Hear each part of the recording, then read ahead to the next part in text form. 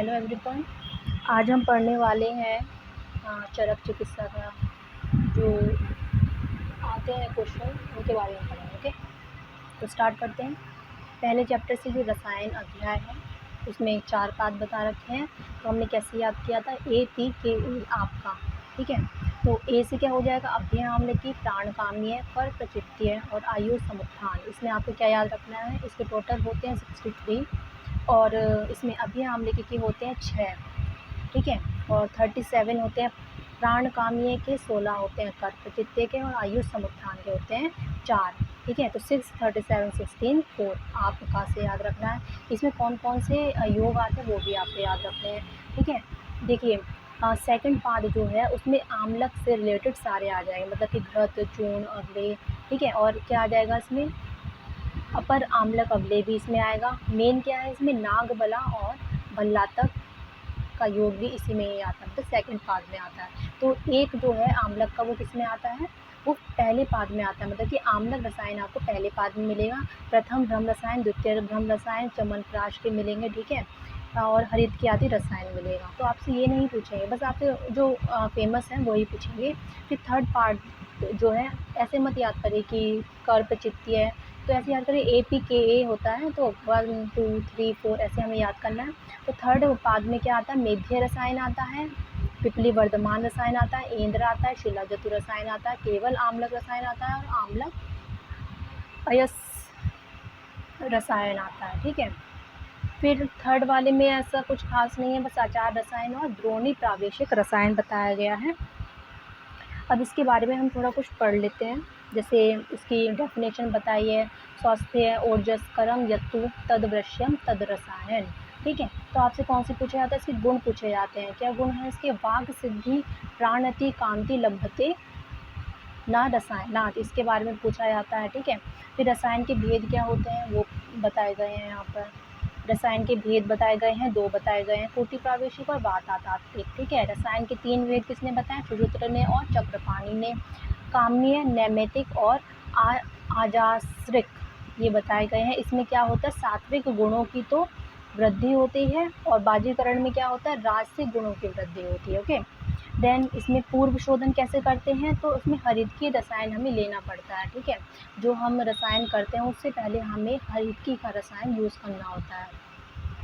Then देखिए रसायन seven में अयोग्य पुरुष किसमें बताएं, 7 पुरुष अयोग्य बताएं। तो जो ने जैसे अनात्मवान हो गया, आलसी हो गया, दरिद्र हो गया, प्रमादी हो गया, व्यसनी हो गया, पापकृत हो गया, ठीक है, वैश्यजापमानी, ये नहीं पूछेंगे, बस 7 पुरुष होते हैं, आपसे ये पूछ सकते हैं। फिर एक एक करके हम इनके वो पढ़ लेते हैं। रसायन के भेद तो मैंने आपको बता ही दिए हैं। हरित के चूर्ण यूज़ करते हैं इसमें। देन हरितकी के गुण बताएं कि पंच रस होते हैं इसमें, लेकिन लवण रस नहीं होता है, ठीक है। और ये कैसी होती है, उष्ण वीर्य की होती है। आम्लक और हरितकी का जो गुण बताए गए हैं वो सेम बताए गए हैं, एक्सेप्ट उसका वीर्य, क्योंकि हरितकी का क्या होता है, उष्ण होता है और आम्लकी का होता है, शीत होता है। फिर इसमें क्या इसका गुण बताया गया है, अर्शसी ग्रहणी दोषा, पुराणाम विषम ज्वरा, स्मृति बुद्धि प्रमोहश्च, ज्वरेर शीघ्र हरितकी, ये इसके गुण बताए गए हैं, तो आपसे पूछ सकते हैं। देन अब हम आते हैं भ्रम रसायन के प्रथम में क्या बोला गया है। तो उसमें क्या बोला गया है, इसमें पंचमूल जो होते हैं वो 10-10 पल होते हैं, ठीक है। तो हर एक द्रव्य का 2 पल होता है। इसमें लघु, बृहत, जीवनीय, मध्यम और तृण पंचमूल आते हैं, ठीक। देन आम्लकी और हरितकी का क्या इसमें रेशो होता है, तो ये पूछा गया है कि हरितकी और आम्लकी का रेशो 1:3 होता है, मतलब 1000 हरितकी होते हैं, 3000 आम्ला होते हैं। तो ये आपको पता होना चाहिए। मिश्री कितनी होती है, 1100 पल होती है। यही आपको कहाँ मिलेगा, वात की चिकित्सा सूत्र में। जब आप सर्वस्थान वात चिकित्सा सूत्र चैप्टर 30 पढ़ेंगे तो वहाँ पर आपको बोला जाएगा कि मिश्री की जो गणना की गई है भ्रम रसायन प्रथम में वही इसमें लेनी है, तो आपको पता होना चाहिए। अनुपान क्या है इसका, षष्टिक पैसा है, 1 काल तक लेना है। फलश्रुति है इसकी सिद्धार्थ इंद्रियाँ होंगी इसमें, ठीक है। फिर द्वितीय भ्रम रसायन क्या होता है, द्वितीय भ्रम रसायन में 1000 आंवला होते हैं, उसका चूर्ण लेते हैं और 1000 आंवले की नागबला लेते हैं। मैं आपको यहाँ पर कुछ इंडिकेशन बता देती हूँ जो कि बताई गई हैं, जैसे कि किसमें कितने हरित की हैं, कितने पीपली हैं, तो उसमें थोड़ा कन्फ्यूज़न होता है, मैं आपको एक जगह बता देती हूँ। देखिए हम स्टार्ट करते हैं। अभ्यारिष्ट जो कि अर्श में बताया गया है, वहाँ पे हरितकी और आंवला की 1:1 प्रस्थ बताई गई है, मतलब कि 1:2 का रेशो बताया गया है। धात्री अरिष्ट का क्या बताया गया है, तो आंवला में 2000 होते हैं, आंवला 2000 होते हैं, कामला का ये रोगाधिकार है। वशिष्ठ हरितकी में 1100 हरितकी होती हैं। कनक अरिष्ट जो है कि अर्श में बताया गया है 1 तुला आंवला होता है। दुरालभ आसव जो होता है उसमें गृहिणी का रोगाधिकार है, उसमें 100 हरितकी होती हैं। दुरालभ कितना होता है, 2 प्रस्थ होता है। देन अगस्त हरित की क्या होता है, इसे 2 हर्रे के साथ लेना होता है, इसमें 100 हरित की यूज़ करते हैं। विषम ज्वर अर्श पांडु में यूज़ होता है। देन पिपली वर्धम रसायन क्या होता है, 1000 पिपली यूज़ होती है। आंवला आंवले में भी 1000 पिपली की यूज़ होती है। देन भ्रम रसायन प्रथम जो हमने अभी पढ़ा है उसमें हरित की और आंवले का रेशो 1:3 होता है, मिश्री 1100 फल होती है। देन भ्रम रसायन क्या होता है, भ्रम रसायन द्वितीय में आंवला का जो चूर्ण होता है वो 1000 होता है, और आंवला और नागबला क्या होते हैं 1-1 हज़ार लेते हैं। 1/8 पार्ट जो होता है स्वर्ण भस्म होता है, ठीक है। च्यवनप्राश क्या होता है, 500 आंवला होते हैं, 500 आंवला। अष्टवर्ग कितने यूज़ करें, 5 करें, 3 कौन से नहीं करें, महामेधा, क्षीर खाकोली और वृद्धि नहीं किया। हरित की रसायन में आंवला और लौह चूर्ण का 1:1/4 होता है, ठीक है। और सोमवलकल इसमें यूज़ करते हैं, गुरुचि होता है, इसका मतलब डोज क्या है इसकी, पानीपल 1 कर्ष है, ठीक है। और आंवला हमने बता ही दिया है, इसमें 100 भावना भी दी जाती है आंवला की। देन आंवला का अवले क्या होता है, अपर आंवला अवले जो होता है इन दोनों में ही 1000 आंवला यूज़ होते हैं, और आंवलक अवले में 1000 आंवला और 1000 पिपली यूज़ होता है। और तरुण पलाश क्षार उदक भी किसमें यूज़ होता है, इसी में यूज़ होता है। देन भल्लातक रसायन 1000 भल्लातक यूज़ होते हैं उसमें। तक्र हरित की अगर आप पढ़ेंगे तो वो गृहिणी का रोगाधिकार है जिसमें 60 हरित की यूज़ होते हैं, ओके। देन अब हम पढ़ते हैं, तो अब हम रेशो याद नहीं करेंगे, हमने पहले ही पढ़ लिए हैं, तो इनके सिर्फ हम योग मतलब कि जो भी गुण है वो बताएंगे। जैसे धरणी धर सारस्य किसमें आता है, तो ये भ्रम रसायन द्वितीय का फलश्रुति है, ठीक है। देन आम्लक रसायन पता ही है, आम्ल की हरित की, आम्ल की विभितक, हरित की विभितक और हरित की आम्लक विभितक, ये 4 इसके योग होते हैं। इसमें अन्न आहार परित्याग करना होता है, अन्न नहीं खाना होता है। देन हरित की आदि रसायन में क्या यूज़ करते हैं हम, मधुक है, इसमें पंचमूल है, और भावना किसकी देते हैं, विधारी गंधा और अष्टगुणशील की भावना दी जाती है इसमें। देन यथा मरणा अमृतम यथा भोगवता सुधा किसके लिए बोला गया, तो रसायन के लिए बोला गया है। देन सेकंड चैप्टर के सेकंड पार्ट क्या आता है इसका, प्राणकामी रसायन पार्ट, तो इसमें आम्लक घृत बताया जाएगा, आम्लक अवधि बताया जाएगा। तो 1000 आंवला इसमें यूज़ होते हैं, अपर आम्लक अवधि में भी 1000 आंवला यूज़ होते हैं, ठीक है। देन विडंग घृत है, बलादी रसायन है, ये इतना इम्पोर्टेंट नहीं है। नागबला जो है ये है इम्पोर्टेंट कि इसका हम संग्रह कब करते, तो ENT, एन से क्या हो जाए नागबला, टी से हो जाए तप तपस्या, ऐसे यूज़ करते हैं ऐसे। देन इसकी मात्रा क्या बताइए, 1 आम्र मात्रा बताई गई है, बागवर्ण शरद ऋतु में ग्रहण करने के लिए बोला गया है, ठीक है। अब भल्लातक रसायन हमने बता दिया कि 1000 भल्लातक यूज़ होते हैं, इसमें 10 योग बताए गए हैं, कौन है ना, 10 योग बताए गए हैं। इसमें कौन सा योग नहीं है, यवागु नहीं होता है, तो आपको पता होगा। निषेध क्या है, कुलत दधि और ये सब बताए गए हैं। भल्लातक का विशेष किसमें कि कहा जाता है कि कफज रोग कोई ऐसा नहीं है जिसमें भल्लातक काम ना करे, तो कफजो न च रोगस्ति न विषम अग्नो अस्ति कहा गया है इसके लिए। और क्या कहा गया है कि मेधा को ये शीघ्र वर्धन करता है, तो शीघ्र मेधा अग्निवर्धनम कौन है, तो भल्लातक का ही फलश्रुति बताई गई है। देन थर्ड चैप्टर है इसका, कर प्रतिचित्य रसायन पाद, ठीक है। तो आम्लक अयस जो भ्रम रसायन बताया गया है उसमें मधु और घृत यूज़ होता है, ठीक है। मधु घृत इसमें मिलाते हैं हम, और कुछ खास पूछा नहीं जाता इसमें से। केवल आम्लक रसायन में श्रीवेदा वाक्च रूपिणी इसकी फलश्रुति पूछी जाती है, केवल आम्लक रसायन की, इसमें सिर्फ दुग्ध पान करना होता है हमें। लोह रसायन, ठीक है, मधु सर्पी यूज़ करते हैं। इंद्र रसायन में इंद्री 3 यव होता है, स्वर्ण भस्म 2 यव होता है, और विष की जो मात्रा होती है वो 1 तिल प्रमाण होती है, घृत 1 फल होता है। देन मेध्य रसायन इसमें इम्पोर्टेंट है, मंडूकपर्णी स्वरस मधु के साथ, गुड़ूची स्वरस मधु के साथ, मधु यष्टि चूर्ण दूध के साथ, और शंख पुष्पी कल्क दूध के साथ लेते हैं। श्रेष्ठ मेध्य रसायन शंखपुष्पी को कहा गया है। देन नेक्स्ट देखिए, इसमें पिपली रसायन बताया गया है। ठीक है, पिपली रसायन क्या होता है, इसमें केशुक क्षार भावित का भावना दिया जाता है। ठीक है, और पिपली के रसायन में हमने पढ़ ही लिया है कि कितनी होती हैं इसमें, 1000 पिपली। 1000 पिपली किसमें होती है, वर्धमान पिपली रसायन में। इसमें आपको याद रखना है बात वलास पिपली रसायन में बात वलास ज्वर और विषम ज्वर में यूज़ होता है। देन वर्धमान पिपली रसायन के वो बताए गए हैं कि किस किस रोग में किस किस आचार्य ने बताया। तो काश्यप ने राज्यक्षमाशोथ में, चरक ने प्लिहोदर में और सुश्रुत ने बात रक्त में बताया गया है। पूछा जाता है फलश्रुति कि व्रंगणम स्वर्यमायुषे प्लिहोदर विनाशनम कौन है, तो वर्धमान पिपली रसायन है। ठीक है, अब इसका क्या पूछा जाता है कि किस में किस बल के अकॉर्डिंग इसमें यूज़ बताया है कि उत्तम बल में पिष्टा यूज़ करते हैं, मध्यम में श्रता, हीन में चूर्णीकृत यूज़ करते हैं। तो 10, 6, 3 रेस्पेक्टिवली उत्तम, मध्यम, हीन। ठीक है, वर्धमान पिपली रसायन का हमने ये बताया है। देन नेक्स्ट है इसमें त्रिफला रसायन। त्रिफला रसायन क्या होता है,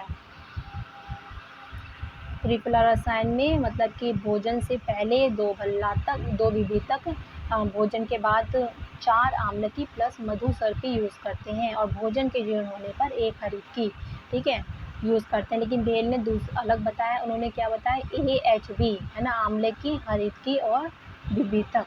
ठीक है, और चरक ने क्या बताया, वाह। ठीक है, विभितक, आम्लकी, हरित की। तो 2:1 का रेशो आ गया यहाँ पर।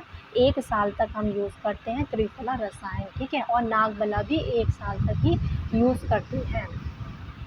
देन अब आ जाते हैं शिलाजतु रसायन पे। शिलाजतु रसायन क्या होता है, अन अम्लक कषाय इसका रस बताया गया, कटु विपाक होता है, और अन उष्ण शीत इसका वीर्य होता है। देन शिलाजतु की उत्पत्ति रजत से, ताम्र से, कृष्ण लोह से होती है। फलश्रुति क्या होती है इसकी, जरा व्याधि विषमन देह दार्ण्यकरम परम मेधा स्मृति धन्य शीर्युणी शिरांशी तत्प्रयोज्य। ठीक है, शिलाजतु की मात्रा आती है पलम अर्धम, पलम कर्षो मात्रा। ठीक है, क्वेश्चन ऐसे भी आ सकता है कि प्रवर, मध्यम, अवर रेस्पेक्टिवली 1 पल, हाफ पल और 1 कर्ष। ठीक है, या क्वेश्चन ऐसे आ सकता है कि 4 तोला, 2 तोला और 1 तोला। ठीक है, कैसे भी आता था तो आपको कन्वर्ट करना आना चाहिए, और 7, 3, 1 सप्ताह इसके बताया गया रेस्पेक्टिवली। ठीक है, शिलाजतु 4 होते हैं, स्वर्ण, रजत, ताम्र, लौह। कैसे याद करेंगे, ज़्यादातर का कटु विपाक होता है एक्सेप्ट स्वादु, किसका होता है, रजत। रजत क्या होता है, चांदी। चांदी में हम क्या खाते हैं, खीर। तो खीर क्या होती है, मीठी। तो रजत क्या होता है, स्वादु विपाक होता है इसका। ठीक है, ज़्यादातर का तिक्त रस है एक्सेप्ट रजत, कटु रस होगा इसका। ठीक है, सारे शीत वीर्य है एक्सेप्ट ताम्र। ताम्र क्या होगा आपका, उष्ण वीर्य होगा। ठीक है, और क्या कहा गया, रसायन प्रयोगेशु डैश विशेषता। तो पश्चिम अस्तु किसका पर्याय है, तो लोह शिलाजतु का पर्याय है, ये आपको पता होना चाहिए। लोह शिलाजतु इसमें सबसे अच्छा माना गया, क्योंकि क्योंकि ये त्रिदोष को कम करता है और गुग्गुल आभास के समान है ये। ठीक है, लोह, तो आपको लोह का पता होना चाहिए। द शिलाजतु सेवन काल में क्या अपत्य बताया गया है, कुलत और विदाही अन्न का अपत्य बताया गया। बागभट्ट ने कुलत प्लस काकमाची और कपोत का भी निषेध बताया है। देन शिलाजतु सेवन क्या होते हैं, दूध, तक्र, मांस, रस, यूज आप यूज़ कर सकते हैं इन्हें। फलश्रुति क्या बताइए, न सोस्ति रोगो भवति साध्य रूप शिलाय न जयेत प्रसह। ठीक है, देन आम्लक अयस ब्रह्म रसायन में चूर्ण और लोह रज का हमने पढ़ लिया, 1:1/8 इसका रेशियो होता है। ठीक है, फिर इसमें ऐसा कुछ खास है नहीं है। 4th चैप्टर पे आते हैं हम, आयुर्वेद समुत्थानीय पाद। ठीक है, तो इसमें क्या पढ़ा था हमने, आचार रसायन की कैसे कैसे हमें रखना चाहिए, है ना, उसमें रहना चाहिए, हमें कोटि में रहना चाहिए, स्त्री सेवन नहीं करना चाहिए। ठीक है, बिल्कुल अच्छे से रहना चाहिए आचार रसायन में। इसमें से तो कुछ क्वेश्चन नहीं आएगा सच। प्राण आचार्य के गुण आ सकते हैं। ठीक है, वैद्य की द्वितीय जाति बताई है इसमें, द्विज की का वर्णन आया, श्रेष्ठ रसायन बताया गया आचार रसायन को। देन आते हैं बाजीकरण के 2nd चैप्टर पर, जो कि इसमें क्या देखते हैं, SAMP। ठीक है, संयोग शर मूल्य आसिक्त श्रेणी माच पर्ण भृत्य पुमान जात बलादिक्य। ठीक है, तो 15, 8, 15, 12 ऐसे रेस्पेक्टिवली रहते हैं। फिर आपको क्या याद रखना है, कि सेकंड पाद में अपत्यकर स्वरस होता है, थर्ड पाद में अपत्यकर शीर होता है और अपत्यकर घृत फोर्थ पाद में होता है। आपको मेन ये पता होना चाहिए। और वृश्य शतावरी घृत किसमें होता है? बाजीकरण के रसायन पाद में बताया गया, माश पर्णीय वृत्तीय में, ठीक है। और शतावरी आदि घृत जो है वो रक्तपित्त में बताया गया, और भ्रत शतावरी घृत कहाँ पे बताया गया है? तो योनि व्यापक में बताया गया है। तो आपको ये पता होना चाहिए। तो जल्दी जल्दी पढ़ते हैं। संयोग शर्मूल्य बाजीकरण पाद में क्या बताया गया है? उसमें वृश्यत्मा स्त्री को बताया गया है, कैसे उन्हें सुरूप होनी चाहिए, यौवन होनी चाहिए, ठीक है, और वश में करने वाली होनी चाहिए, शिक्षित होनी चाहिए, विभूषित होनी चाहिए, ठीक है, ये वाली बताई गई हैं। और अतुल्य गोत्र होना चाहिए उसका। देन निसंतान पुरुष को क्या क्या क्या दिया गया? चित्रदीप के समान होता है संतानवत को। सब जगह बहु बहु बहु मूर्ति बहु मुखो ये सब बताया गया है, ठीक है। देन ब्रह्मगण गुटिका इसमें आया है, 4 वृश्य रस आए हैं, ठीक है, कैसे चटक तिमिर तितिर मुर्गे का, मोर का और हंस का, ठीक है, इनका आया है। देन सेकंड पे आते हैं हम असिक्त शीरिणी बाजीकरण पाद, अपत्यकर स्वरस का इसमें वर्णन आया है। ऐसे जिसमें से कुछ नहीं पूछते हैं, बस आपको पता होना चाहिए कि अपत्यकर शीर किसमें है, घृत किसमें और स्वरस किसमें है, आपको ये पता होना चाहिए। देन इसमें और क्या है? सबसे मेन है इसमें 4th चैप्टर जो कि है पुमान जात बलादी। उसमें क्या बताएगा? इसके आप याद कर सकते हैं, वृश्य गुलिका भी इसमें है और वृश्य उत्कारिका भी इसी में है। और इसमें क्या बताया गया कि स्त्री सहवास की आयु बताई गई 16 से 70 बताई चरक ने, ठीक है। देन शुक्र क्षीणता के 6 कारण होते हैं, जरा चिंता व्याधि कर्म कर्षणा अनशन अति स्त्री संभोग, ये 6 कारण बताए गए हैं। और शुक्र स्राव के 8 कारण होते हैं, कंफ्यूज नहीं होना है। क्षीणता होती हैं 6 कारण, मतलब 6 होते हैं 6, स्राव होते हैं 8 और च्यवन मतलब कि इजेकुलेशन जो होता है वो होता है 4, ठीक है, आपको ये कंफ्यूज नहीं होना चाहिए। देन यहाँ पर क्या बताया है? ओके, मुकुल पुष्प के समान इसकी क्या बताई गई है? उपमा दी गई है शुक्र को, कि प्रकटीकरण कैसे होता है, कि एक छोटा सा जो कली होती है उसमें जब वो बड़ा होता है तो उसमें से क्या निकलता है, ऐसे इसका कोरिलेट किया। श्रेष्ठ वृश्य किसे कहा है? नक्र रेतस और संकल्प को श्रेष्ठ वृश्य कहा गया है। चैप्टर चरक सूत्र 25 में बताया गया है, ओके, ये आपको याद होनी चाहिए। इसमें ही बाजीकरण की निरुक्ति बताई गई है। शुद्ध शुक्र कैसा होता है ये बताया गया। परिभाषा आपकी जो मिलेगी अष्टांग हृदय ने कौन सी परिभाषा दी है? तो अल्प सत्वस्य तो क्लेश बाध्य मानस्य रागणाम शरीर क्षय रक्षणार्थ बाजीकरण उच्चते, ये अष्टांग हृदय ने बोली गई है, तो आपको पता होना चाहिए। बाजीकरण की निरुक्ति 4th चैप्टर में आती है। और रसायन का परिभाषा किसमें आता है? रसायन के 1st चैप्टर में। और बाजीकरण के लिए बाजीकरण का लास्ट चैप्टर, ओके, आपको ये पता होना चाहिए। श्रोतसु शुद्धे मले शरीरे वृश्य यदा न मितमति, ये क्वेश्चन आ चुका है। बाजीकरण सेवन से पहले हमें क्या करना चाहिए? अपनी पूरी बॉडी का शोधन करना चाहिए, ठीक है। फिर आपको ये पता होना चाहिए कि शारंगधर ने जो बताए हैं 4, है ना, कि शुक्र प्रवर्तक स्त्री होती है, शुक्र रेचक कौन होता है? बृहतिफल, शुक्र स्तंभक जातिफल और शुक्र शोषक हरित की होती है, तो आपको ये पता होना चाहिए। और चक्रपाणी ने क्या बताए हैं? शुक्र वृद्धि, शुक्र श्रोतिकर, शुक्र वृद्धि श्रोतिकर, ये 3 इसके वृश्य के प्रकार बताएं। डल्लन ने भी 3 बताए, दे बलकर मनोबल और दे मनोबलकरम। और आपको क्या पता होना चाहिए कि जो माश है वो क्या आता है? उभय, ठीक है, उभय में आता है ये। देन हम आते हैं चैप्टर नंबर 3 पे जो कि है ज्वर चिकित्सा, ओके। इसमें अगर हम बात करें क्या नाम है बाजीकरण की, तो बाजीकरण में भागवत में कुछ इंपॉर्टेंट बताएं, जैसे पंचार विद घृत बताया है और नरसिंह घृत भी इसमें बताया, सर्व रोग भयनाशक है ये, ठीक है, आपको ये पता होना चाहिए। और इसमें चित्रक रसायन भी बताया गया है कि पीत सित और असित सबसे बेस्ट होता है, ये आपको पता होना चाहिए। शुद्ध का ऐसा कुछ है नहीं है, मेन यही है, बस चरक का आपको याद होना चाहिए। अब हम आते हैं ज्वर, ठीक है, तो ज्वर के कुछ यहाँ पर बताया गया है, ज्वर को स्टार्ट करते हैं। ज्वर की संज्ञा दी है सर्व रोग अग्रज रोगराट सर्व रोगात अधिपति, ऐसी इसमें बताई गई है। भागवत ने क्या कहा है? इसे रोगपति कहा, मृत्यु कहा, ओजो शन कहा और क्रोध कहा और अंतक कहा है, ठीक है। और इसके पर्याय बताए गए हैं, ज्वर विकार रोग व्याधि और आतंक बताया गया है, ठीक है। व्याधि के पर्याय बताए गए हैं, सेम यही है, उसमें आमय गद और यक्षमा भी होता है। ज्वर की प्रकृति क्या बताई गई है? ज्वर पापवा मृत्यु, बताई गई है। ज्वर की प्रवृत्ति प्रथम उत्पत्ति किससे हुई है, मतलब कारण क्या है उसका, प्रवृत्ति तो परिग्रह, ये क्वेश्चन आ चुका है PG 23 में। तो ज्वर का प्रादुर्भाव परिग्रह से होता है, ऐसा कहा गया है। और ज्वर की उत्पत्ति और किस किस से बताइए, रुद्रकोप जो है वो विप्रकृष्ट हेतु बताया गया है। और ज्वर अस्तु खलु महेश्वर कोप किसने बताया, चरक निदान वन में बताया गया है। माधव निदान ने क्या कहा है, नुद्र निश्वास से होती है इसकी उत्पत्ति, ठीक है। और ज्वर के कारण कितने बताए गए हैं, 8 बताए गए हैं। भेद कितने बताए गए हैं, 2 बताए गए हैं, आपको ये पता होना चाहिए। लेकिन सुश्रुत और बागभट्ट ने क्या करा है, भेद 8 बताए, कारण 2 बताए हैं। लेकिन चरक ने क्या करा है, कारण 8 बताए हैं और भेद 2 बताए हैं, आपको ये पता होना चाहिए। देन पूर्व रूप बताए गए हैं इसके, आलस्य, नयन स्राव, है ना, जलन होती है नयन में, जृंभा आएगी। देन क्या होगा, अविपाक, अस्य, वैरस्य, शील, व्याकृत भी इसमें बताया गया। ज्वर के पूर्व रूप क्या बताए गए हैं, श्रम, अर्थी, विवर्ण, वैरस्य, नयन, प्लव, इच्छा, द्वेष, जृंभा, अंगमर्द, ठीक है, ये सुश्रुत ने बताए। फिर विशिष्ट पूर्व रूप भी बताए सुश्रुतने के, वातज ज्वर में जृंभा होगा, पित्तज ज्वर में नयनदा होगा और कफज ज्वर में अरुचि होगी, ठीक है। ज्वर का अधिष्ठान क्या बताया, मन और शरीर को बताया, ठीक है, मन और शरीर। वेदना का अधिष्ठान क्या होता है, आप मुझे कमेंट बॉक्स में बताइए। मन शरीर तो होता है, एक और होता है इसमें। ज्वर का प्रत्यात्म लक्षण क्या है, संतापो देह मनस, देह और मन का संताप होता है। संतापो सरुचि, सतृष्णा, स अंगमर्दो, हृदय व्यथा।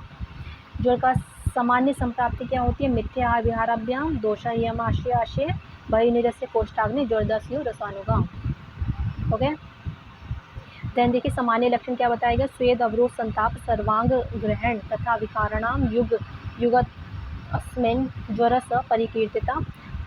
और माधव निदान ने क्या बताइए, स्वेद, अवरोध, संताप, सर्वांग ग्रहण तथा युगपद यत्र रोगे च व्याधि व्यापशिते, ठीक है। ज्वर के भेद भी बताए गए हैं। सुश्रुत और बागभट्ट ने 8 बताए हैं, लेकिन चरक ने कितने बताए, भेद 2 ही बताए हैं, आपको ये पता होना चाहिए।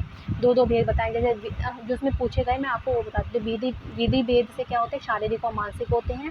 और द्विवेद भेद से सौम्य और आग्नेय भी होते हैं, स्वभाव भेद से होते हैं। और दोष बल के अकॉर्डिंग पूछा जाता है, दोष बल के अकॉर्डिंग कितने होते हैं, 5 होते हैं, संतत, सतत, अन्य दूषक, तृतीयक, चतुर्थक, आपको ये पता होना चाहिए। और आगंतुक कितने होते हैं, 4 होते हैं, अभिघातज, अभिसंगज, अभिचारज और अभिशापज। अभिघात में वात और रक्त होता है, घात मतलब ट्रॉमा, तो रक्त निकलेगा, वात रक्त। अभिसंग में वात और पित्त होता है, VIP है ये। अभिचार मतलब कि सन्निपातज हो जाएगा। अभिशाप में भी 4 मतलब सन्निपातज होता है। एक होता है भूत अभिसंग, भूत अभिसंग में सन्निपातज होता है, आपको ये पता होना चाहिए। और आगंतुक ज्वर क्या होता है, शोक, काम, भय से वात का प्रकोप होता है, इसका ये बताया गया। और अभिसंग में क्या बताया गया कि क्रोध, मन, भय, शोक, काम, विषनाशक, इसमें चिकित्सा की जाती है, ये इसका कारण बताए गए थे। देन देही इंद्रिय मन का संताप होता है, आपको बताई दिया हमने। और क्या बताया गया, व्याध्यस तथा दारुणा बहु उपद्रवा ज्वर का बताया गया, ज्वर से रिलेटेड है ये। अब आते हैं हम विषम ज्वर पे। विषम ज्वर के लिए क्या बोला गया, विषमो विषमारम क्रिया कालो अनुषंगवान, ये बागवट ने इसके बारे में बोला गया है। देन इसके 6 काल होते हैं, पूर्वांग, मध्याह्न, अपराह्न, प्रदोष, अर्धरात्रि, प्रत्यूष, सारे यहाँ हैं। देन चरक ने 5 बताए, काश्यप ने कितने बताए, 7, 5+, प्रेत ज्वर, ग्रहतोत ज्वर भी बताया है, ठीक है। लेकिन काश्यप ने संतत को नहीं बताया, ये आपको पता होना चाहिए। देन संतत, सतत, अन्य दोषक, तृतीयक, चतुर्थक, ये होते हैं 5 आपके रेस्पेक्टिवली। इसकी हम धातु बताएंगे, रस, रक्त, है ना, रस, रक्त, मांस को छोड़ के मेद आ जाएगा 3rd पे। अस्थि, मज्जा, अस्थि मज्जा आपकी किस में है, तृतीयक, चतुर्थक दोनों में बताई है। तो मांस किसने बताया है, मांस बताया है अन्य दूषक में सुश्रुत ने, तो आपको पता होना चाहिए रस, रक्त, मांस, मेद, अस्थि, मज्जा। और बागवट ने क्या करा है, रस, रक्त, मांस नाड़ी, मेद नाड़ी, मज्जा नाड़ी, ऐसे करा है उन्होंने। और संतत क्या होता है, एक निष्प्रत्यनिक ज्वर है, ठीक है, इसमें कोई निष्प्रत्यनिक ज्वर है, ये सुदुस्साह कहा गया है इसे। काल दुष्य प्रकृति भी दोषस्तुल्य ही संतत इसके लिए बोला गया है। इसमें जो है मतलब कि अगर वात पित्त कफ के अकॉर्डिंग बताया गया है, वात होगा तो 7 दिन, पित्त होगा तो 10 दिन और कफ होगा तो 12 दिन बताया गया है। देन इसमें यही इम्पोर्टेंट है। और इसके आश्रय कितने होते हैं, 12 आश्रय होते हैं, 7 धातु होती हैं, 3 दोष होते हैं और 2 मल होते हैं, मूत्र और पुरीष, ठीक है। स्वेद नहीं बताया है इसमें। आंतरिक ज्वर किसने बताया है? तो सिद्धांत गणनाथ सेन ने इसका वर्णन किया। मंथन ज्वर किसने बताया? योग रत्नाकर ने, ठीक है। और योग रत्नाकर ने बताया है। पुनरावर्तक ज्वर भी चरक ने बताया है। हतोजस जो है वो बागवट ने बताया। अभिन्यास भी बागवट ने बताया है। और सुश्रुत ने गंभीर ज्वर बताया है। अष्टांग संग्रह ने बात वलास ज्वर बताया। प्रलेपक ज्वर सुश्रुत ने बताया है। संधिगत ज्वर भी बताया है उन्होंने, ठीक है। प्रसूति ज्वर भी बताया है, उससे रिलेटेड है। और औषधि गंध ज्वर भी सुश्रुत ने बताया है, ये आपको पता होना चाहिए। देन नेक्स्ट आते हैं सतत ज्वर। सतत ज्वर क्या बोला? सप्रत्यनिक होता है, ये रक्त में होता है, ये तो हमें पता है। अहोरात्रि मतलब दिन में 2 बार आता है। संतत जो होता है वो कंटिन्यूस चलता है, दिन रात में जो आएगा 2 बार सतत होगा। अन्य दूसरे दिन आता है, तृतीयक तीसरे दिन आता है, चतुर्थक चौथे दिन आता है। ओके। देन इसमें तृतीयक ज्वर के जो इसमें लक्षण बताए गए हैं वो इम्पोर्टेंट है। शिरोग्राही कैसे आते हैं? तो वीआईपी को सिर में दर्द होगा। और विक्की के क्या होगा? विक्की के पीठ में दर्द होगा, पृष्ठग्राही। और एक बचा पी के वो अलग से आता है, त्रिकग्राही। चतुर्थ ज्वर के 2 बताए गए हैं। अगर पहले सिर में पीड़ा हुई तो वातज चतुर्थ होगा, और अगर जंघा में पीड़ा हुई तो कफज होगा। क्वेश्चन कैसे आया था? शिरस्तो अनिल संभवा किसका लक्षण बताया गया है? तो ये चतुर्थक ज्वर का बताया क्वेश्चन आया था, वेरी इंपॉर्टेंट। चतुर्थक विपर्य क्या बताया गया है? त्रिदोषक जन्य होता है और अस्थि मज्जा में आश्रय होता है, ठीक है। नेक्स्ट अंतर्वेगी बहिर्वेगी नहीं पूछा जाता, अष्टांग संग्रह के अकॉर्डिंग है। प्राकृत ज्वर जैसे कि शरद में पित्तज होता है, वसंत में कफज होता है, तो ये सुख साध्य होता है। एक्सेप्ट वर्षा में जो वातज होता है वो कष्ट साध्य होता है, आपको पता होना चाहिए। अब आते हैं हम धातुगत ज्वर के लक्षण। रस रक्त मांस मेद अस्थि मज्जा शुक्रगत जो ज्वर होते हैं वो बताए गए हैं। तो रस रक्त मांस मेद तक जो होता है वो क्या होता है? साध्य ज्वर होता है। अस्थि और मज्जागत ज्वर जो होता है कृच्छ साध्य होता है। और शुक्रगत जो होता है असाध्य होता है। इसी के साथ आपको क्या याद रखना है? कुष्ठ के याद रखने हैं। कुष्ठ ने क्या बताया है? रस रक्त मांस तो साध्य होते हैं, मेद को याप्य कहा है, और अस्थि मज्जा शुक्र को असाध्य कुष्ठ कहा है। ये आपको पता होना चाहिए, यहाँ पर कंफ्यूज हो जाएंगे तो आपको एक साथ पढ़ना होगा इसे। तो इसके लक्षण क्या होते हैं? तो रस का क्या होता है? बहिसंताप होता है, गौरव विजृंभा होता है। रक्त में क्या होता है? पिटिका, रक्त में पिटिका होती है, सुश्रुत ने बताया है। भ्रम प्रलाप होता है। मांसगत ज्वर में क्या होता है? अंतर्दाह तृणमोह दौर्गंध्य पिंडिकोदवेष्टन भी होता है। मेदगत में क्या होता है? वम्य भीक्षणम स्वगंध असह्यत्व। अस्थि में क्या होगा? अस्थिगत ज्वर में विरेके वम्य च प्रकुजनम विक्षेपण च गात्राणाम, इस पे क्वेश्चन आ चुके हैं। मज्जागत ज्वर में क्या होगा? हिक्का श्वास खास मर्म छेदो बहिर्शैते देहो अंतश्च, ये क्वेश्चन आ चुका है कि देहो अंतश्च किसमें होता था? मज्जागत ज्वर में। शुक्रगत ज्वर जो होता है वो क्या होता है? शुक्र मोक्ष कृत्वा विनाश्य, आत्मा प्राणवायु अग्नि सोम के साथ चली जाती है। शुक्र क्योंकि असाध्य है तो उसमें डेथ हो जाती है, तो आपको पता होना चाहिए। देन साध्यता असाध्यता हमने बताई दिया। शुक्र जो होता है वो असाध्य होता है, तो इसकी कोई ट्रीटमेंट नहीं बताया गया है। आगंतुक हमने बताई दिए हैं कि अभिघात में होता है वात रक्त, अभिशंग में होता है वीआईपी पेशेंट है, बाकी में सन्निपात है। और अभिशंकत ज्वर कितने होते हैं? 6 टाइप्स के होते हैं, ये आपको पता होना चाहिए। क्रोधक ज्वर जो होता है वो बहुसमरंभ होता है। देन आमद ज्वर, पच्यमान ज्वर और निराम ज्वर। आमद ज्वर के लिए क्या बोला? हृदय अविशुद्धि, दोषाणाम अप्रवर्तनम, ठीक है। बहुमूत्रता आमद ज्वर का लक्षण है, आपको पता होना चाहिए। और आम बात का भी लक्षण बताया गया, इस पर क्वेश्चन आ चुका है। पच्यमान ज्वर जो होता है क्या होता है? ज्वर वेगो अति तृष्णा प्रलाप शोषण भ्रमा मल प्रवृत्ति उत्क्लेश, ये किसका? पच्यमान का। ऐसा ही सेम लक्षण आपको कहाँ पर मिलेगा? तो मिलेगा अंतर्दाह में। अंतर्दाह अधिक तृष्णा प्रलाप शोषण भ्रम अंतर्वेग ज्वर का लक्षण बताया गया, आपको पता होना चाहिए। देन आमद ज्वर का माधव नितान ने क्या बताया? शून्नाशो बहुमूत्रत्व स्तब्ध बल वात ज्वर, ठीक है। देन निराम ज्वर क्या होता है? श्रुत शामत्वा लघुत्वम च गात्राणाम ज्वर मादस्य दोष प्रवृत्ति अष्टाहो निराम ज्वर लक्षणम, ये निराम का है। इसे पक्व ज्वर भी कहते हैं, पक्व ज्वर ऑल्सो, ठीक है। अब 3 दिन तक तो नव ज्वर रहेगा, 7 दिन तक तरुण ज्वर रहेगा, 12 दिन के बाद वो मध्यम ज्वर होगा या पच्यमान हो जाएगा, ठीक है। 21 दिन के बाद पुराना ज्वर, और 21 दिन के से अगर ज़्यादा का हो गया तो जीर्ण ज्वर हो जाए, ठीक है। इसमें प्लीहा वृद्धि जठराग्नि बंद हो जाएगी, 21 डे के बाद मृदु वेग रहेगा, ठीक है।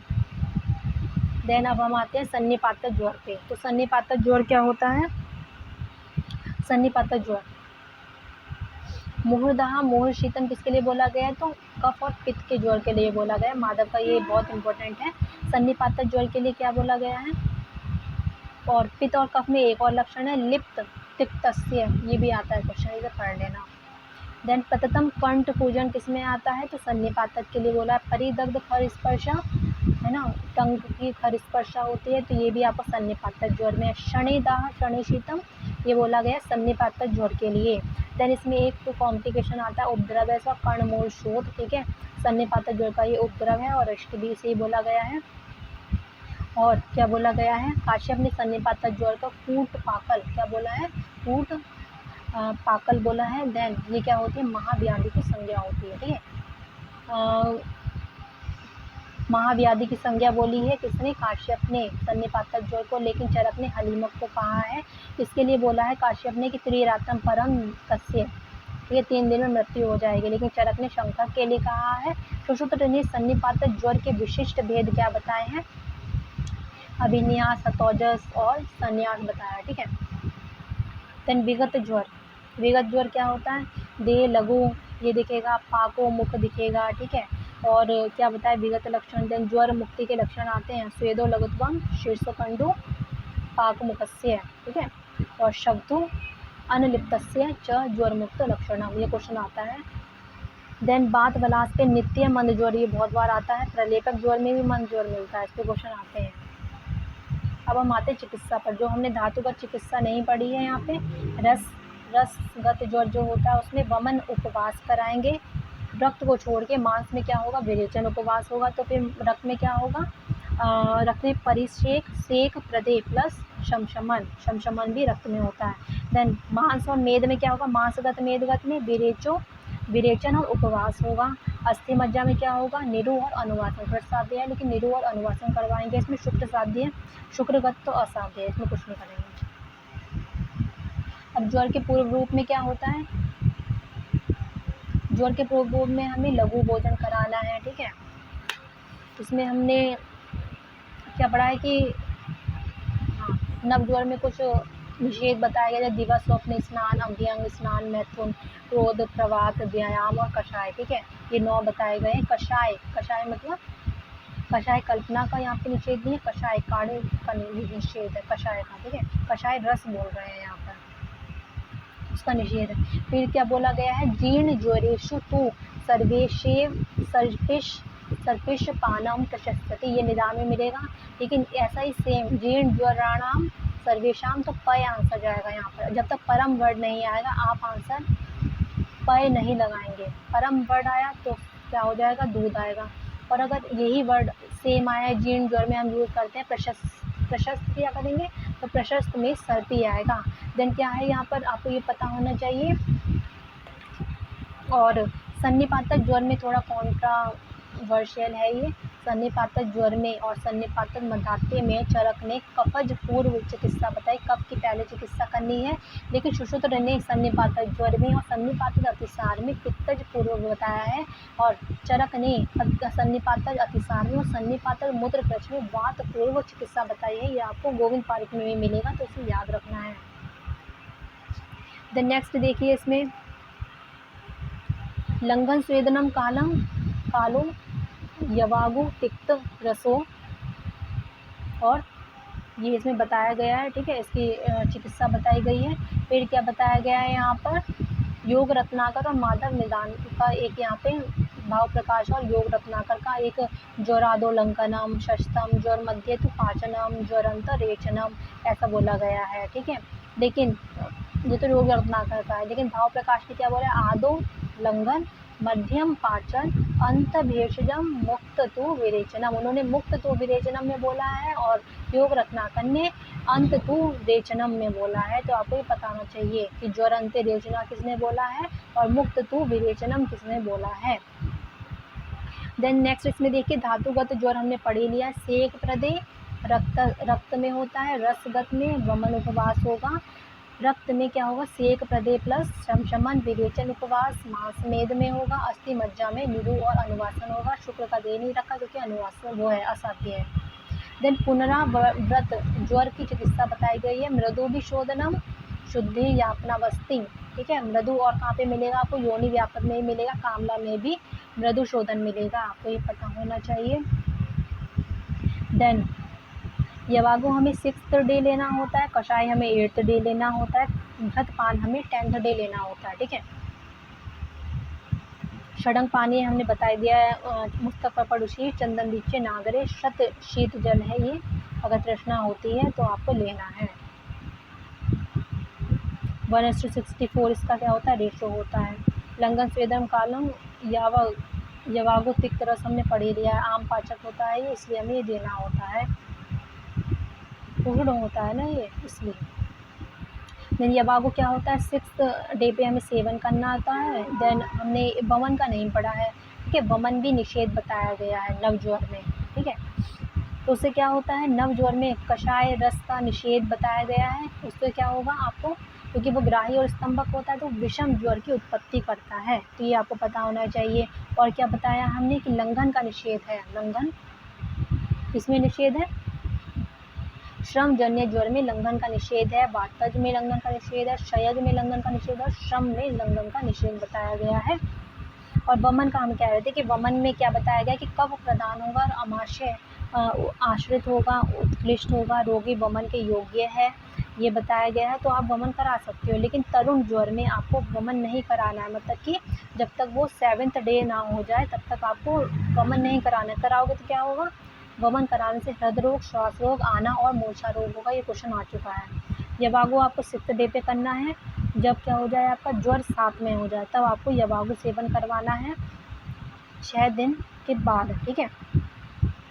देन निषेध क्या बताया है इसमें कि जो पित्तज व्याधियाँ हैं उस पर आप नहीं करा सकते, ऊर्ध्व रक्तपित्त हो गया, ग्रीष्म ऋतु हो गया, पित्त कफ अधिक्य हो गया, उसमें आप नहीं करवाओगे। तो ऐसे स्थान पे आपको क्या देना है, तो लाजा सत्तू देना है तर्पण प्रयोग के लिए, ठीक है।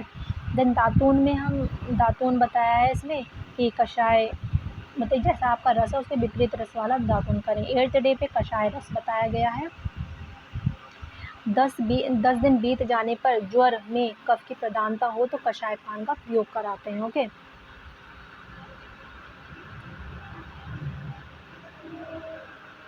ऐसा बोला गया है। तो प्रथम 6 दिन बीत जाने पर 7वें दिन लघु अन्नपान करा के औषध पान कराना चाहिए। 10th डे पे हमें क्या कराना चाहिए, घृतपान। उसमें बोला कफ मंदम एवं वात पित्तोत्तर ज्वर, ये क्वेश्चन आ चुका है कि कफ मंद होगा और वात पित्त उत्तर होगा तो उस ज्वर में आप क्या करवाएंगे, ठीक है, तो घृतपान करवाएंगे। देन नेक्स्ट क्या बताया है इसमें, कुछ यहाँ पे लिखे हुए हैं द्वंद्व ज्वर के लक्षण। वीआईपी ज्वर में क्या होगा, स्वप्ननाश शिरोरूप होगा, वात कफज में क्या होगा, पर्वरूप होगा, स्वेदो प्रवर्तनम होगा, संताप होगा, मध्य वेग होगा। पित्त कफ में क्या होगा, मृदु दाह होगा, मृदु शीत होगा, मोह दाह मोह शीत, स्वेद स्तंभ मोह मोह, ठीक है। और भिषग जितम संज्ञक से दी गई है तो घृतपान को दी गई है। जीर्ण ज्वर में श्रेष्ठ पेय हमने अभी बताया तो क्या होगा, सर्पी पान होगा। तो जब परम वर्ड आएगा तो आपको लिखना होगा दुग्ध, ठीक है, पय लिखना होगा। दुग्ध हमने बता दिया, जीर्ण ज्वर सर्वेशा पय प्रशमन परम, ऐसा बोला गया है। विरेचन कराते हैं, निरूबस्ती कब करा रही है, जब ज्वर क्षीण व्यक्ति में मल शोधन हेतु हमें देना होता है तो हम दुग्ध या निरूबस्ती देते हैं। दुग्ध तो पता रहता है लेकिन निरूबस्ती नहीं पता रहेगा। जब ज्वर क्षीण होगा, जब ज्वर क्षीण व्यक्ति को होता है तो उसमें हम निरूबस्ती देते हैं, आपको ये पता होना चाहिए। फिर जीर्ण ज्वर में हमें कौन सी देनी होती है, अनुवासन बस्ती कब देंगे, ज्वर जब क्या हो जाए, पुराण हो जाए, तो ज्वर पुराण संकीर्णम दुक्षबद पुरीशाय, ऐसा बोला गया है। देन इसमें जीर्ण ज्वर में नस्य मूर्ध विरेचन वर्ड जो आया है वो नस्य के लिए आया है। जीर्ण ज्वर रुचिकरम कुर्यात मूर्ध विरेचनम, ठीक है, ऐसा वर्ड आया है। तो आपको क्या देना है, नावन तैल, मतलब कि नावनिक तैल मतलब अणु तैल का आपको इसमें नस्य देना है, ये भी इसमें कराते हैं। बाह्य प्रयोग भी बताया गया है, यहाँ पर धूपन बताया गया है और रक्त अवशेषण भी बताया गया है। अगर शाखागत ज्वर होगा तो आपको रक्त अवशेषण कराना है। सन्निपातक ज्वर के लक्षण हम पढ़ लिए हैं। काश में क्या होता है, भृत्यादि पात भी बताया है। अगर सन्निपातक ज्वर में काश हो जाता है तो भृत्यादि पात देते हैं, आपको ये पता होना चाहिए। कर्णमूल शोथ की जो चिकित्सा बताई है वो रक्तावशेषण शीघ्र सर्पी पान बताई है। प्रधे कफ पितग्न नावने कबल ग्रह, कैसा कराना है आपको, पी के नाशक, ठीक है। देन पिप्पलियादि घृत क्या होता है? पिप्पलियादि घृत और वासादि घृत, इसमें चिकित्सा बताई गई है। अग्रोवादी तैल भी बताया गया है। अगर दाह प्रचमन हो रहा है तो आप सहस्त्र विद्धौत घृत का यूज़ कर सकते हैं। और क्या बोला गया? षडंग बाणीय पढ़ लिया, पंचमूलीय घृत पढ़ लिया हमने, चंदन आदि तेल भी यूज़ करते हैं इसमें। छोटे ने क्या बताया? वर्तमान पिप्पली रसायन बताया। और क्या बताया? विषम ज्वर में त्रासन बताया है, ये क्वेश्चन आ चुका है। पंचकोल घृत बताया, कल्याणक महाकल्याणक घृत भी बताए हैं इसमें। पंचगव्य भी इसी में बता दिया, पंचसार भी इसी में बता दिया है, और लाक्षादि तैल भी बताया है। लाक्षादि तैल आप पढ़ोगे, या प्रहल्यादि तैल भी बताया है इसमें, ठीक है। तो मैं आपको देख के बताती हूँ, छोटे का भी यहाँ पे थोड़ा सही से पढ़ लेते हैं।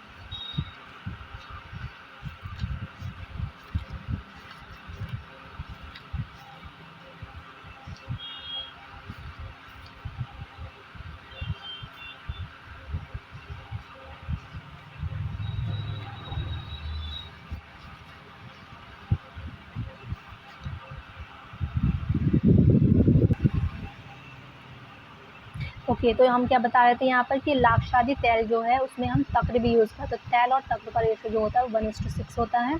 और लाक्षादि तैल का मैंने बता दिया। प्रहलादक तैल जो मैं बता रही थी आपको, ये तैल और कांजी का जो रेशो होता है 1:100 होता है। तो क्वेश्चन आता है, आप पढ़ लेना। ज्वर मुख के लक्षण बताई दिए। लघु शिर, स्वेद, मुख, पांडु शक्तु होता है। इसी के साथ अतिसार की निवृत्ति के लक्षण पढ़ लेते हैं। यस्य उच्चार बिना मूत्रम, ऐसा बोला गया, मतलब कि बिना मूत्र के, मतलब बिना उच्चार, मतलब पुरीश के वेग आए हुए आप मूत्र कर सकते हो। तो ये क्या बताया? अतिसार के निवृत्ति लक्षण बताया गया है। क्वेश्चन आ सकता है इस पर, ठीक है, तो पढ़ लेना। और क्या बताया गया है यहाँ पे? विषम ज्वर नाशक 5 कषाय बताया गया। संत सतत अनुदेशक तृतीयक चतुर्थक। तो कैसे याद किया था मैंने कि कल पेट्रोल पंप पर नीली कार गई, तो कल से कलिंगादि, पेट्रोल पंप से पटोलो, नीली से निम्बादि, कार से किरातिक्तादि, और गई से क्या होगा? गुरुच्यादि। तो याद हो जाएगा आपको। किरातिक्तादि पुनरावर्तक ज्वर में भी बताया गया है, ये आपको पता होना चाहिए। अगर विषम ज्वर में वात का प्रीडोमिनेंस है तो घृत, अनुवासन, निरोबस्ती और स्निग्ध उष्ण अन्न दे सकते हैं। अगर पित्त का प्रीडोमिनेंस है तो विरेचन करा सकते हैं। इसमें क्या बताई गई है? विष्णु सहस्त्र मूर्धान, ठीक है, 100 पाठ करने विष्णु के, ऐसा बोला गया है। पुनरावर्तक जो पढ़ ही लिया है हमने। मृदुशोधन या अपना बस्ती बोला गया है इसके लिए। और क्या बोला गया है इसके लिए? किरातिक्तादि, तिक्ता, मुस्त, परपटक, अमृता, ये कषाय बताए गए हैं 5, ये पढ़ लेना। और सुश्रुत ने क्या बताया है? त्रिफला गण बताया है, विषम ज्वर, ठीक है, आरक बदादि, आम्लक आदि, पटोल आदि और ज्वरहर बताया है, ठीक है, ये आपको पता होना चाहिए। फिर पता ही है कि आंतरिक ज्वर टाइफाइड को कहते हैं, है ना, श्लेष्मिक ज्वर इन्फ्लुएंजा को कहते हैं, आक्षेपक मेनिंजाइटिस को कहते हैं, और रोमांटिका मीजल्स को कहते हैं। बस आपको थोड़ा आइडिया होना चाहिए। अब हम नेक्स्ट चैप्टर पे चलते हैं, क्या है वो? रक्तपित्त। तो रक्तपित्त में हम स्टार्ट करते हैं ऐसे। महाअगध, महावेग, अग्नि, शीघ्रकारिकी बोला गया, अग्नि के समान शीघ्रकारक होता है। पंचगंगे पे इसका जो भी संवाद है वो हुआ है, ठीक है, तो इससे इसका पंचगंगे। और क्या बताया गया है इसमें? विपपृष्ठ कारण बताया गया, रुद्रकोप को, अथवा विनिवेश में भी बताया है इसका, मतलब महाअगध अथवा विनिवेश को भी कहा है। और महाअगध, महावेग, अग्नि, शीघ्रकारिका रक्तपित्त के लिए आया है। निरुक्ति बताई गई है इसकी। संयोगाद, दूषाणु, सामान्याद, गंधवर्णु, ये नहीं पूछा जाता है।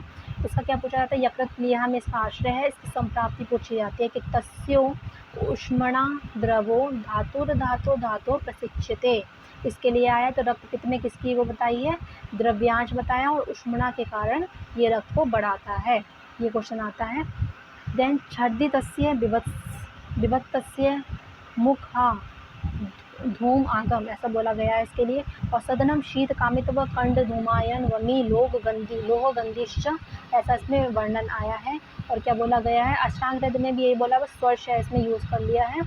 अब दोषानुसार रक्तपित्त के लक्षण बताए गए। वात, पित्त, कफ, गति कितनी होती है? 2 लक्षण होते हैं, 3, ठीक है। तो इसमें मेनली पूछा जाता है पित्तजन्य जो रक्तपित्त होता है वो कषायाभ, कृष्णम होता है, मेचकगार, दोमाव, अंजनाभ, पैथिकम होता है, ठीक है। ये क्वेश्चन आ चुका है। देन इसमें ऊर्ध्वगति और अधोगति होते हैं। ऊर्ध्वगति में 7 द्वार होते हैं, कान नाक मुख नेत्र स्राव होते हैं, साध्य होते हैं। और अधोगति में 2 द्वार होते हैं, गुद और मूत्र मार्ग, ठीक है। अंत की गति क्या बताई गई है? अंत की गति इज रिलेटेड टू रक्तपित्त विच इज असाध्य। देन साध्यता क्या बताई गई है? यहाँ पे एक दोष क्या होगा? साध्य होगा। 2 दोष क्या होंगे? याप्य होंगे। और असाध्य क्या बताए गए हैं? क्षीण देह, मंद अग्नि और त्रिदोषज बताया गया है। और क्या बताया गया? आंतरिक की गति पढ़ ही लिया। और वात कफ दोष युक्त होगा तो भी वो क्या बताया गया? असाध्य बताया गया है। और कुड़प गंध होता है, संश्लिष्ट वात कफ, वो भी असाध्य है। क्षीणस्य काय समानस्य, ये हमने बता दिया। मंद गति होती है, अतिवेग होता है। अगर मार्गांतर होगा तो क्या होगा? याप्य होगा, सॉरी कृच साध्य होगा। यदवा शांतम शांत प्रकुप्यति, ये क्या होगा आपका? कृच साध्य। द्विदोष अधो क्या होंगे? याप्य होंगे आपके। एक दोष ऊर्ध्व द्वार से होगा तो साध्य होगा। और क्या होगा? हेमंत और शिशिर ऋतु में अगर रक्तपित्त हुआ तो वो भी क्या होगा? साध्य होगा। ये क्वेश्चन आ चुका है। निरुपद्रव होगा तो भी साध्य होगा, ठीक है।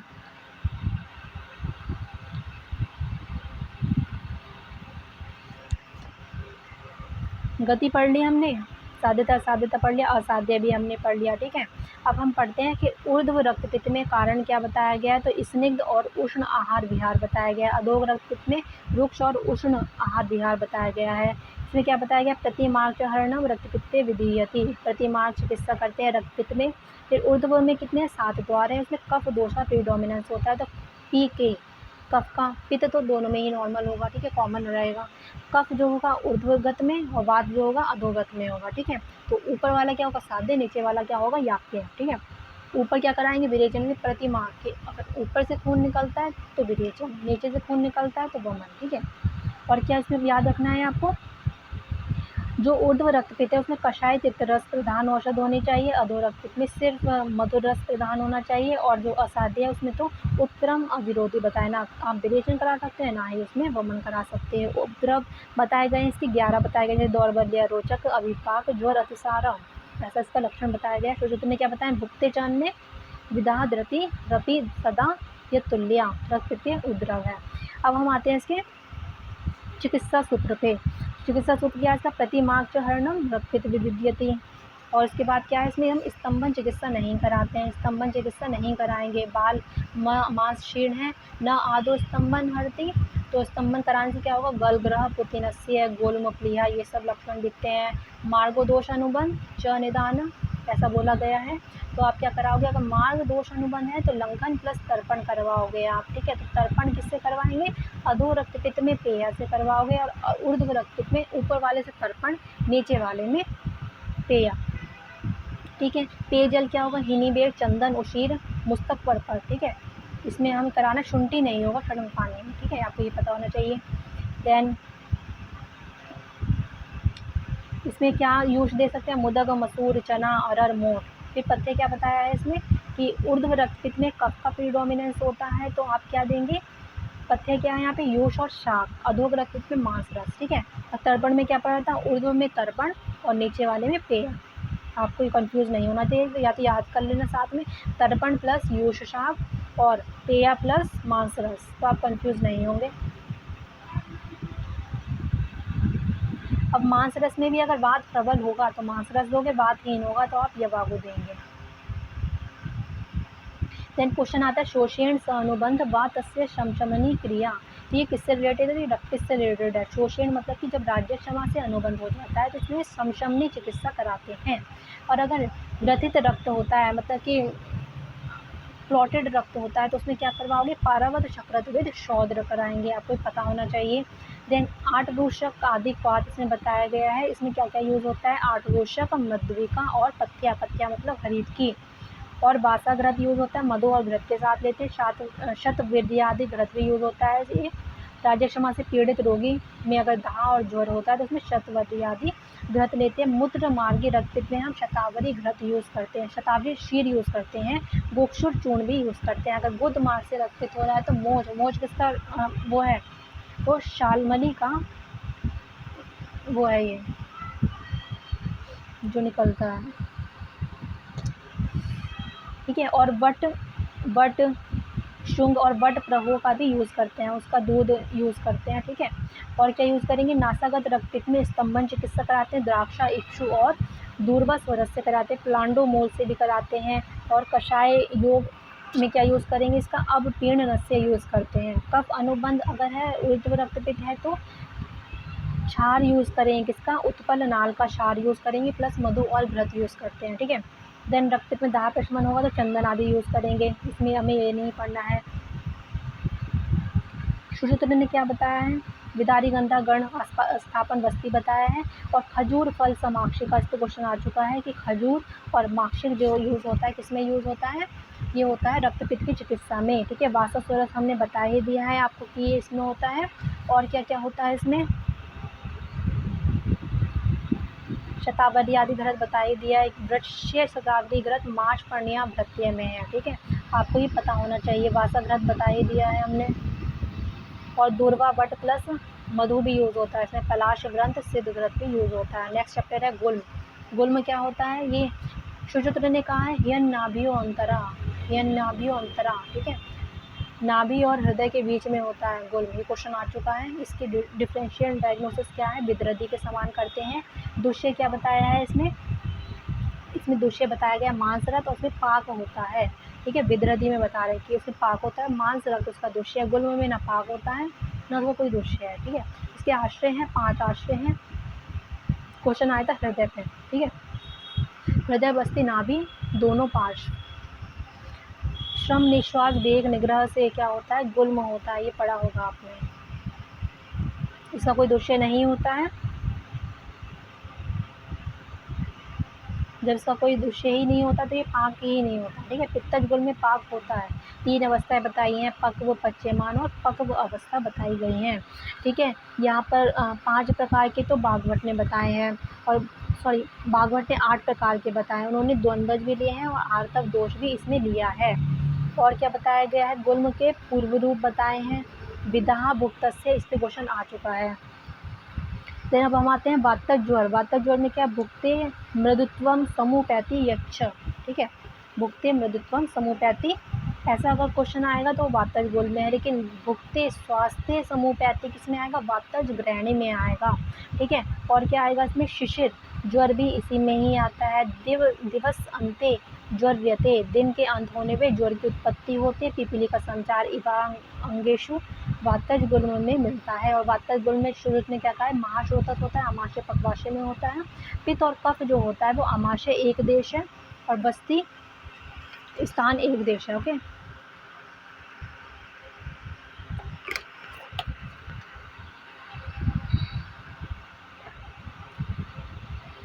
देन नेक्स्ट क्या है इसमें, पित्तज गुल्म। पित्तज गुल्म क्या होता है, शूल महत जेडियति भोजने, मतलब भोजन की जो पक्वावस्था होती है, डाइजेशन स्टेज जो होती है, उसमें तीव्र शूल होता है और स्पर्श असह रहेगा।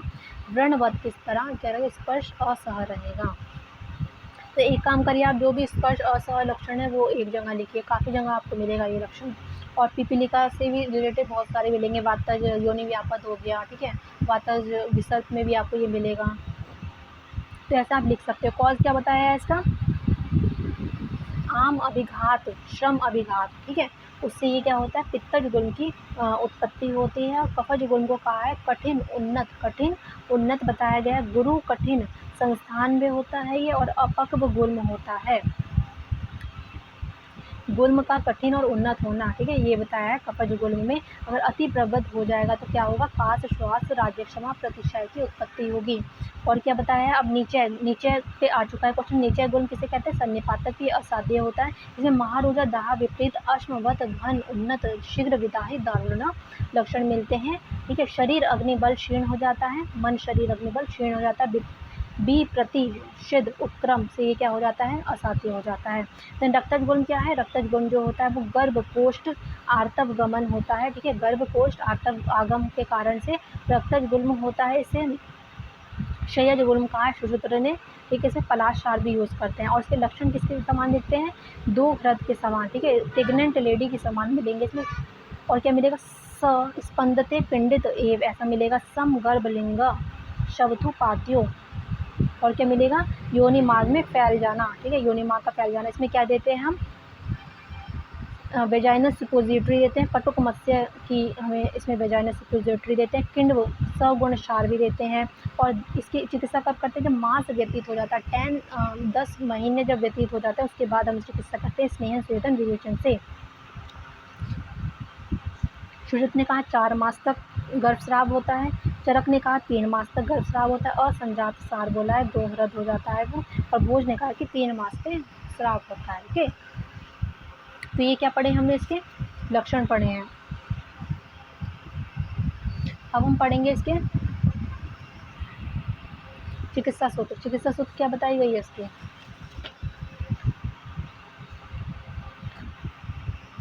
स्नेहपानम हितम, गुल में विशेष ऊर्ध्वनाभि, अगर ऊर्ध्वनाभि पे गुल है तो स्नेहपान करवाएंगे। पक्वाशय पे, अगर पक्वाशय में है तो बस्ती करवाएंगे। गुल्म को पंचात्मक भी बोला गया है, वात पित्त कफ सन्निपातज रक्तज।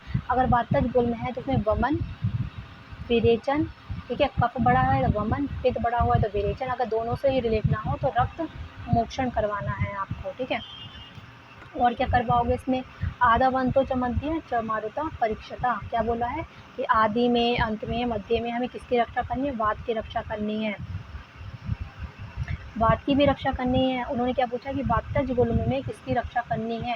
तो कफ और पित्त की भी अनुरक्षा करनी है, ऐसा क्वेश्चन आया था, ठीक है। वस्ती कर्म करा सकते हैं इसमें हम, वस्ती कर्म श्रेष्ठ है।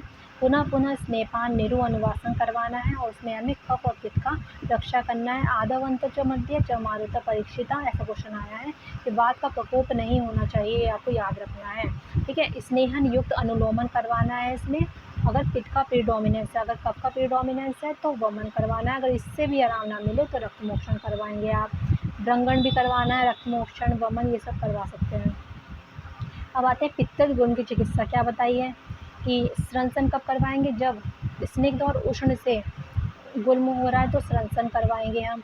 रुक्ष और उष्ण से हो रहा है तो उसमें सर्पी प्रशमन बताया है, ठीक है, सर्पी प्रशमन। रक्त अवसेचन में क्या बताया? छिन्न मूला विदा हंते, छिन्न मूल से हटा देता है रक्त पित्त। और क्या बताया? सम अश्ववत अर्ति, सर्पी अभ्यास करना है हमें, ठीक है। पुनः पुनः हमें इसमें अभ्यास करना है पक्व गुल्म में। और क्या पढ़ रहे थे हम इसमें कि क्षीर वस्ती कब यूज़ करना है हमें? तिक्त क्षीर वस्ती यूज़ करना है जब वो पक्वाशय में प्रेजेंट हो, और तिलवक घृत का विरेचन हमें यूज़ करना है इसमें। पक्व गुल्म की चिकित्सा बताई है कि धन्वंतरियाणाम अधिकारणे क्रिया विधो, ठीक है, पित्त की बताई है। इसमें 3 स्टेज बताई गई थी, अपक्व, पच्यमान और पक्व। अपक्व जो होता है वो कठोर होता है, गंभीर मांस होता है। पच्यमान जो होता है वो उसमें हम उपमा देते हैं, उपना देते हैं, और ज्वर होता है उसमें। पक्व में बहिस्तंभे उन्नत होता है, ठीक है। और क्या होता है इसमें?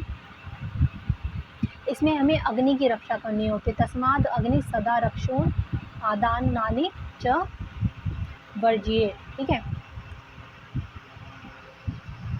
और स्रंसन तिलवक घृत से हमने बता ही दिया है, स्निग्ध उष्ण अगर होगा तो उसमें देंगे आप। रक्त मोक्षण, अगर इसमें पेन होता है, अर्ती होती है, तो सर्पी अभ्यास आपको बार बार करवाना है। शस्त्र कर्म विधा अगर प्रेजेंट है तो शस्त्र कर्म करिए। शस्त्र कर्म के लिए क्या बोला? धन्वंतरी रणाम अधिकार क्रिया विधि, ऐसा ही लक्षण आपको कफज गुल्म में भी मिलेगा, वहाँ पे होगा दाहे धन्वंतरी रणाम त्रापि विशुजा बलम, तो आपको पता होना चाहिए। पित्तज गुल्म में शमशमन योग, आश्वासन और उपना भी यूज करते हैं, आपको ये मिलेगा। तो आश्वासन किसमें करते हैं? इसको क्वेश्चन आता है कि पित्तज गुल्म में करते हैं।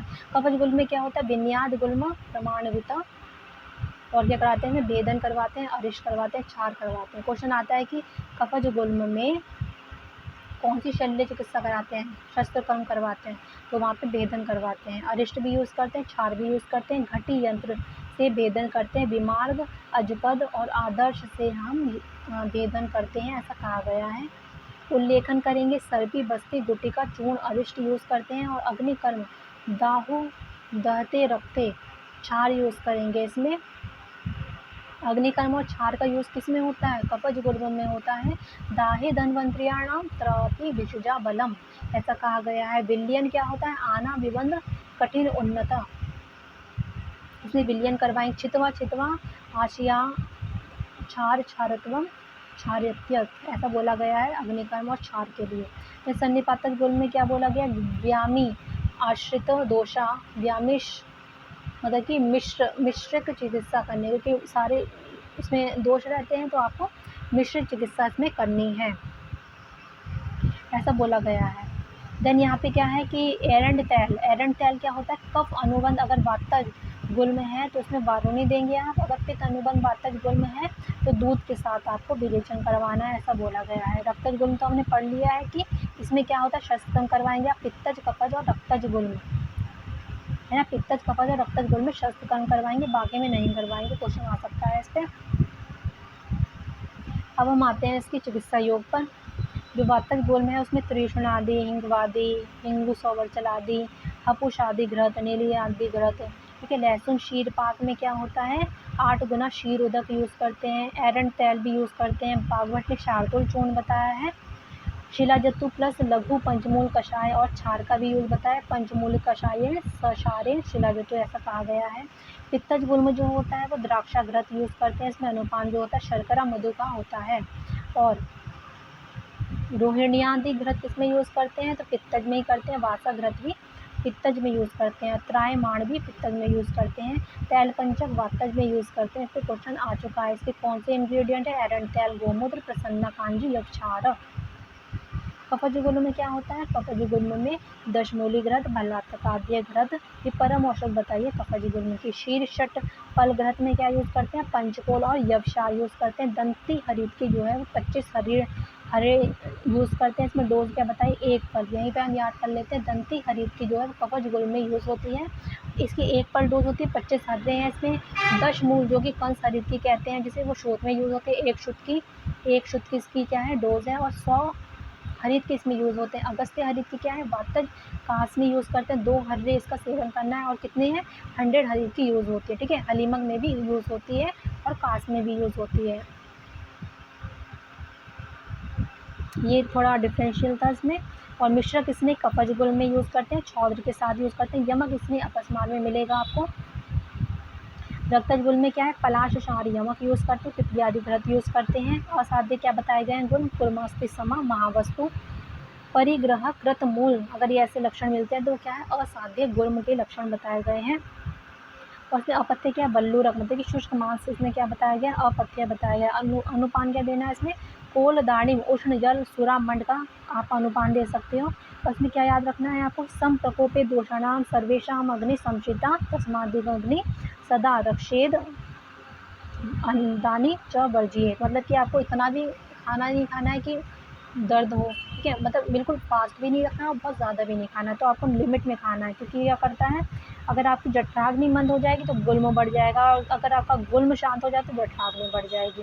तो आपको ना तो भोजन ज़्यादा करना है, ना ही बिल्कुल फास्ट रखना है, आपको ये याद रखना चाहिए, ठीक है। तो यहाँ पर हमारे क्या हो गया, 5 चैप्टर कंप्लीट हो गए हैं, ठीक है। तो देखिए हमारा 1 घंटे में 5 चैप्टर का रिवीजन हो गया है, तो आप भी ऐसे ही इसका रिवीजन करिए।